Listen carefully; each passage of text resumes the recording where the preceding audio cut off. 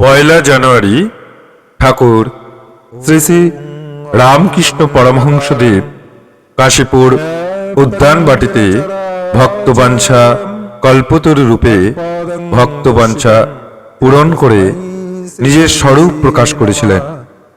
তাঁর পাদপদ্মে বিগত বছরের সকলের পার্থিব পরমার্থিব যে অভাব ছিল, সেই অভাব যেন নতুন বছরে দূর হয়ে পার্থিব ও পরমার্থিব সম্পদে সমৃদ্ধ হয়ে উঠুক, এই প্রার্থনা নিবেদন করে প্রভাতী মঙ্গলম চ্যানেলের শুভ সূচনা।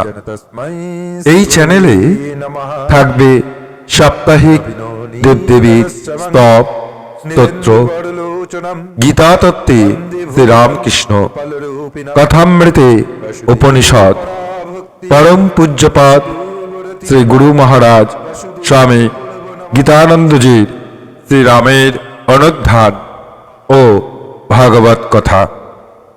আপনাদের আশীর্বাদ সহযোগিতা বিনীতভাবে কাম্য। চ্যানেলের পক্ষ থেকে বয়োজ্যেষ্ঠদের প্রণাম, সমবয়সীদের শুভেচ্ছা ও শুভকামনা ও ছোটদের প্রতি রইল স্নেহাশিস। নমস্কার।